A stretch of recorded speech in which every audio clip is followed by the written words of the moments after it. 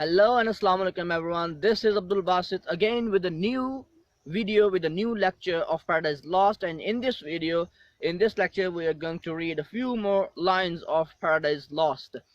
Well, this is the twilight, and you can see the greenery behind me. You can see the green fields behind me, and these green fields are spread to the horizon. You must be wondering, why am I even here? As a matter of fact, it reminds me of my good old days when I was a student. Well, I'm still a student, but I'm talking about the time when I was doing graduation and I was doing master's degree in English. So I used to visit these fields. I used to come here and I used to study while sitting among these fields, and that was a beautiful experience. That was a mesmerizing and uh, charming experience of my life. And today I'm here again to refresh those memories in my mind. And today I'm here not to study but to teach you people. And as far as Paradise Lost is concerned, we have almost gone through 456 lines of Paradise Lost. All right. And if we talk about the previous few lines of Paradise Lost, we were being introduced to the hierarchy of devils uh, by Milton. All right. Milton introduces the names of the devils who join Satan when he calls them to awake and arise. All right. So first devil to appear was Chemos. Chemos was a deity. Chemos was a god. Before him, the children were sacrificed, and Milton says that he is besmeared with the blood and the tears of parents. Okay. Well, you can also see the mosquitoes are flying all around. This is very interesting thing that the mosquitoes are also enjoying the lecture here. They are flying around. uh, okay, the next devil to appear was Chemos. Chemos was also a deity whom Israelites started worshipping when they came out of Egypt. After Chemos, after Moloch and Chemos appear Balaam and Astoreth. Okay, these are two general names for male and female deities.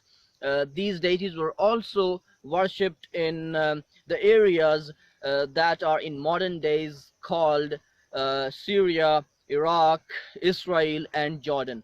Okay, and along with these deities comes Astoreth or Astarte. Okay, it was a female deity. So Phoenicians gave her the name Astarte. Okay, uh, and the Phoenician virgins also worshipped her. They started singing songs for her. They started singing hymns for her in her praise, and they started doing rituals in her favor. Okay, so next comes Tammuz. Okay, Tammuz was supposedly wounded every year, uh, okay, which caused the river Adonis to become a purplish color because of his blood. Well, it was believed that this god is wounded every year, and the river Adonis becomes purplish, becomes red because of his blood. Okay, so these were the devils about whom we got the knowledge in the previous few lines of Paradise Lost. And now we are going to read the next few lines of Paradise Lost. So let's get started. So let's start from the line number 457. Next came one who moaned in earnest. Next came one who moaned, who felt sad quite sincerely when the captive ark, this is in capital, C is capital, ark, A is capital. So captive ark, ark is actually the sacred chest representing to the Hebrews the presence of God among them. Okay, well, captive ark is a phrase used for God. Okay, so God maimed his brute image. Okay, maimed means to injure somebody seriously, causing permanent damage to their body. So God injured him. God injured his brute image, his cruel image. Okay, head and hands lopped off. His head and hands were chopped off, lopped off, cut off in his own temple. In his own temple, his head and hands were cut off on the grunsel edge. Grunsel is the threshold, the floor at the bottom of a doorway, the entrance to a building or room. Alright, so his head and hands were lopped off in his own temple on the threshold of his temple, where he fell flat and shamed his worshippers. He fell flat there and he shamed his worshippers. He befooled his worshippers.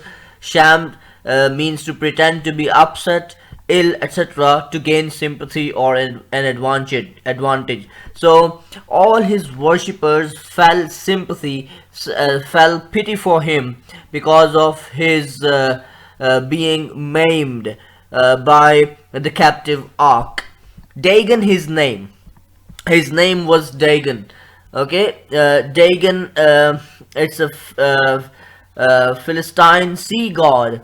When the Philistines captured the ark of the Lord and placed it in Dagon's temple, the idol was found dismembered the next morning. So here there is a reference here, as Milton has already told us, that Dagon was a sea god, and in his temple the captive ark was placed, and the next day it was found that his head and hands were lopped off.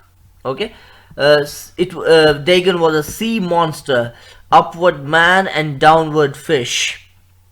Upward man and downward fish, yet had his temple high reared in Azotus. He was like a merman, upward man and downward fish, yet had his temple high reared in Azotus. Azotus is the name given to a place, Ashdod. Okay, along with Ascalon and Ekron were three of the five principal cities of Philistia. The others were Gath and Gaza. Okay, these are the names of the cities dreaded through the coast of Palestine, and Gath and Ascalon and Ekron and Gaza's frontier bounds.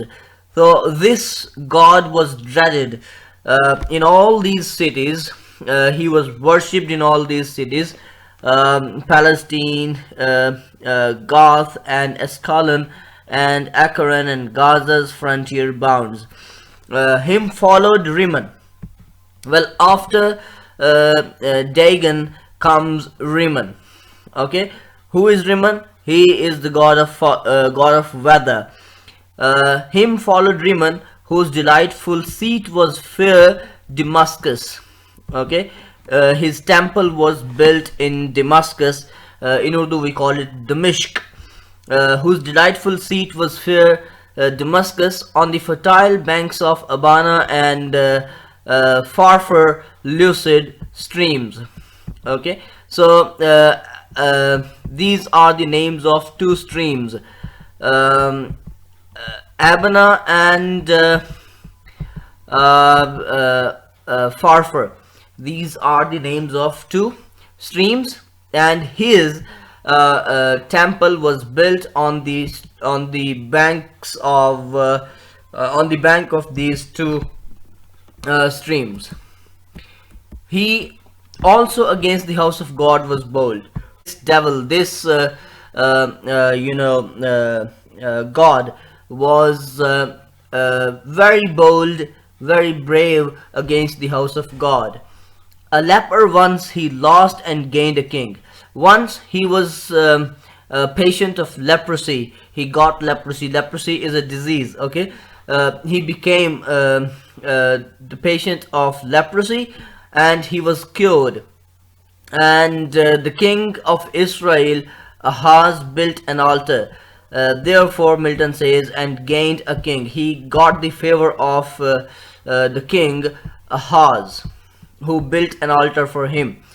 Okay, his sottish conqueror, his sottish means drunken or stupid, whom he drew God's altar to disparage and displace for one of Syrian mode, whereon to burn his odious offerings and adore the gods whom he had vanquished. So Ahaz, the king Ahaz was drawn to disparage the god's altar. Okay, this god, namely here Rimmon. Okay, Rimmon tempted King Ahaz and drew him to disparage, to disgrace, to desecrate the god's altar. Okay, and displace for one of Syrian mode, whereon to burn his odious offerings. And he displaced God's altar with the altar of Rimmon, and he started doing rituals. He started performing rituals there for one of Syrian mode, whereon to burn his odious offering. He started burning his odious, extremely unpleasant or horrible offerings, and adore the gods. And he started adoring the gods whom he had vanquished, whom God, the captive ark, had vanquished, defeated. Okay, King Ahaz started worshipping those gods whom God, the captive ark, the real God, had defeated badly. King Ahaz started worshipping them.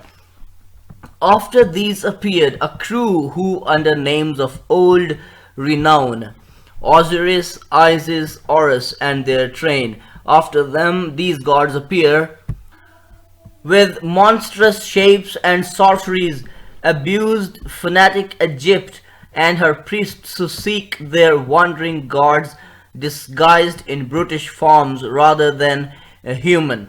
Okay, so these are the gods: Osiris, Isis, Horus, and other members and their train.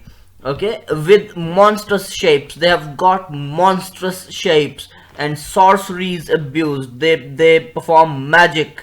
They are indulged in necromancy and magic, and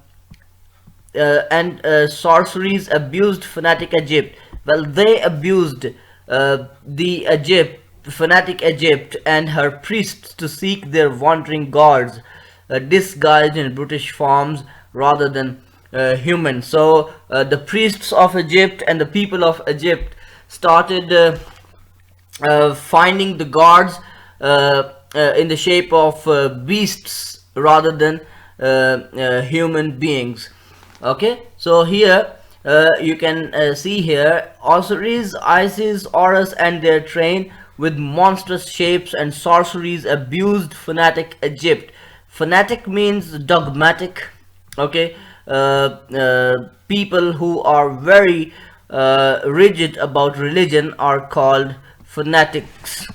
All right, so Egypt was fanatic. It means that Egypt was very rigid regarding their religious beliefs, but they were tempted by these gods, and their priests were tempted by these gods to seek their wandering gods disguised in brutish forms rather than human. Nor did Israel escape the infection. Israel was not an exception. Okay, they didn't escape the infection when their borrowed gold composed the calf in Horeb. So this is a reference to Exodus. Okay,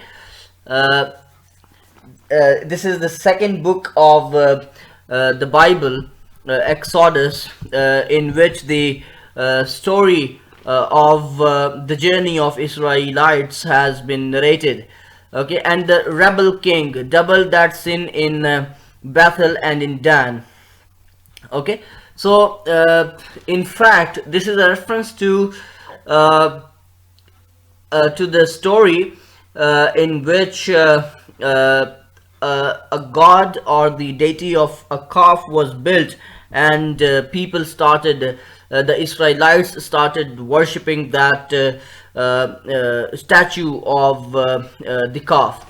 Okay, and then a rebel king doubled that sin. Okay, there is a reference again to Jeroboam, who was the king of Israelites.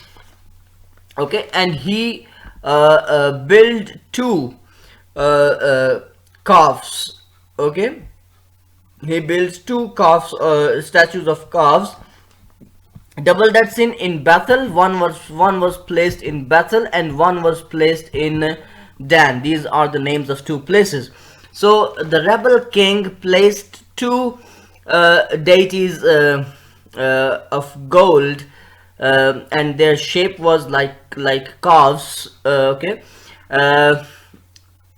therefore Milton says that the rebel king doubled that sin.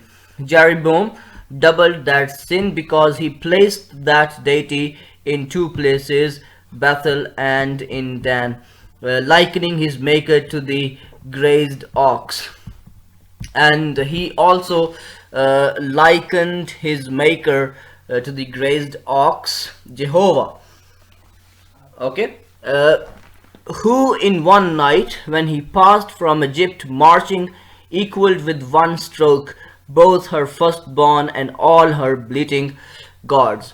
Okay, well, he likened his maker to the grazed ox, means Jehovah, who in one night, when he passed from Egypt marching, equaled with one stroke both her firstborn and all her bleating gods. Again, a reference to Exodus chapter number 12, and in the verse 12 God says, for I will pass. This is a reference to Bible.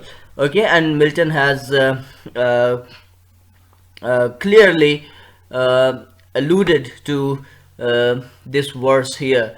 For God says, for I will pass through the land of Egypt this night, and will smite all the firstborn in the land of Egypt, both man and beast, and against all the gods of Egypt I will execute judgment. I am the Lord.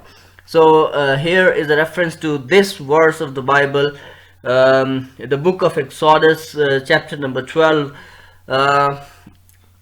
and there is a clear reference to this verse here, that God marched Egypt. Okay, and he with one stroke destroyed her firstborn and all her bleating goats. Mean he destroyed both man and beast, because the people of Egypt were punished for this sin that they committed. They composed the calf in Oreb. Okay, then the rebel king composed the calf in Bethel and in Dan, likening his maker to the grazed ox. Okay, he likened his maker to the grazed ox, mean Jehovah. Jehovah is God, and the rebel king likened his maker, means Jeroboam's maker. Okay, Jeroboam's creator was likened by him to the grazed ox. So this was a heinous crime. This was a very blaspheming act. Okay, so he was punished. The Egyptians were punished for their this horrible sin. So this was all about today's lecture, dear students. I hope that you got the complete understanding of these lines. Next we'll study the few more lines in the next lecture. Thank you very much for listening. Thank you. Like the video, subscribe my channel, and stay tuned. Stay blessed. Bye bye. Take care.